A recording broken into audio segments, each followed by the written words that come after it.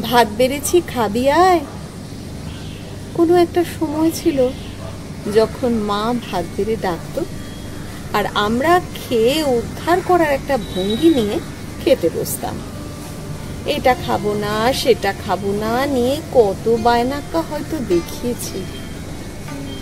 বিয়ের পর মায়ের কাছে গেলে সব থেকে বেশি যেটা অনুভব করি, একমাত্র মাই আছে যে কিনা খাবারের থালা সাজিয়ে মেয়েকে খেতে ডাকে। মেয়েকে খাওয়ানো নিয়ে কি উদ্বেগ! হাত দিয়ে চাপা না দেওয়া অবধি এটা সেটা দিতেই থাকে থালায়। হয়তো বিষয়টা খুবই সামান্য, কিন্তু মনকে কি অদ্ভুত এক শান্তির অনুভূতি দেয়।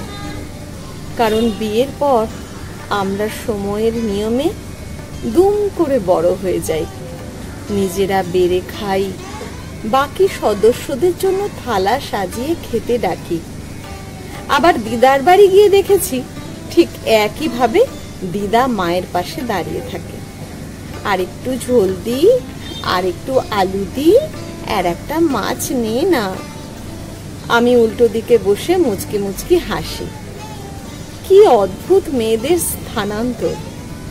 স্ত্রী, মা, বৌমা, বৌদি, যা, ভাজ, মামি, কাকি, জেঠি, পিসি, মাসি, সমস্ত রোলে মেয়েদের ভাগে শুধু দায়িত্ব।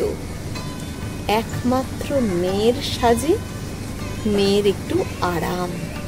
মায়েদের ছুটি নেই, মেয়েদের সন্তানদেরও সামলে দেন, যাতে মেয়ে কিছুটা স্বস্তি পায়, মেয়ে যেন নিজের কেরিয়ারটুকু এগিয়ে নিয়ে যেতে পারে। ফিরে যাওয়ার দিন যা পারে তাই ব্যাগে ভরে দেয়।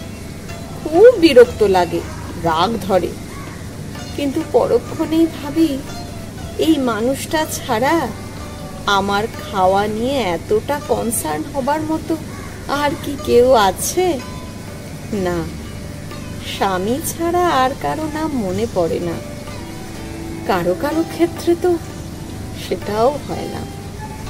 সামনে খুব চেঁচামেচি করে বলি, এই রকম করলে কিন্তু আর আসবো না, আর একটা ব্যাগও তুমি করবে না। মনে মনে বলি, ভাগ্যিস তুমি ছিলে।